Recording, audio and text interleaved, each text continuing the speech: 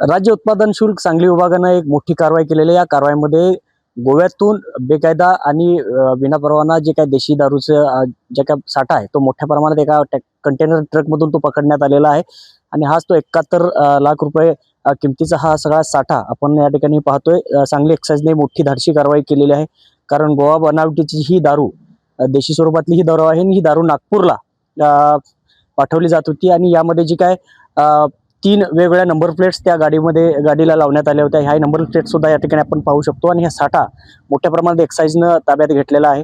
यावर जो काही चालक आहे त्या चालकालाही ताब्यात घेण्यात आलेला आहे। साधारणतः 71 लाख रुपये किंमत या संपूर्ण साठा आणि या गाडीसहित आहे आणि ही मोठी कारवाई सांगली एक्साइजनं केलेली आहे। या विशेष म्हणजे गोव्यातून मोठ्या प्रमाणात अशा गाड्या ह्या नागपूर आणि वेगवेगळ्या भागांमध्ये जात असतात।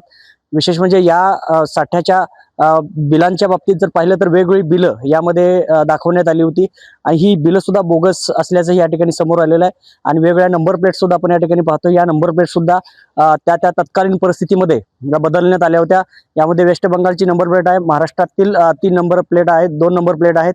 अशा प्रकारच्या चोरी आणि बनावट पद्धतीनं ही वाहतूक जी होत होती, नेमकी ही कशा प्रकारची वाहतूक होती, काय कारवाई झालेली आपल्यासोबत एक्साइजचे प्रमुख SP साहेब आहेत। मला सांगा की नेमकी कारवाई कशा स्वरूपाची आहे? ही महाराष्ट्रातील कर चुकून आणलेली दारू आहे, गोव्यात निर्मित झालेली आणि प्राथमिकदृष्ट्या ही विदर्भात चाललेली होती असं दिसून येतंय आणि यामध्ये औषधांची खोटी बिले गाडीसोबत होती।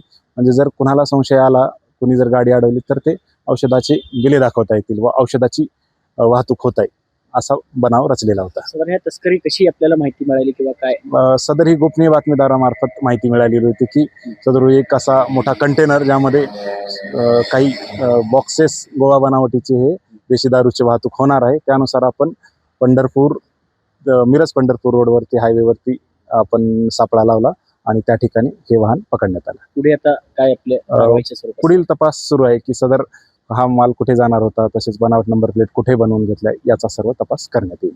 या पार्श्वभूमीवर काय आणखीन तपासणी आपण तीव्र करणार आहात जिल्ह्यामध्ये अशा गाड्यांमध्ये?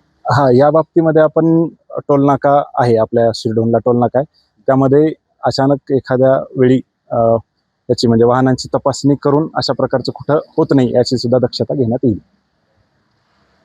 नक्कीच सांगली एक्साइजने केलेली कारवाई खरोखरच कौतुकास्पद आहे, कारण अशा प्रकारच्या मोठ्या प्रमाणात तस्करी गोवा बनावटीच्या दारूची होत असते आणि ही एक जुजबीज जरी कारवाई असली तरी अशा प्रकारच्या गाड्या आणि वाहनं ही मोठ्या प्रमाणात या महामार्गावरून वेगवेगळ्या भागांमध्ये जात असतात। त्यामुळे एक्साइजनं आता आणखीन कंबर कसणं आवश्यक आहे, कारण अशा प्रकारे कर चुकवून मोठ्या प्रमाणात दारूचा साठा हा महाराष्ट्रामध्ये वितरित होतोय हे आता या आजच्या कारवाईमुळे सुद्धा समोर आलेलं आहे। त्यामुळे या कारवाईच्या अनुषंगाने सुद्धा आता राज्य उत्पादन शुल्क अलर्ट झालेला आहे। दीपक चव्हाण, जय महाराष्ट्र, सांगली।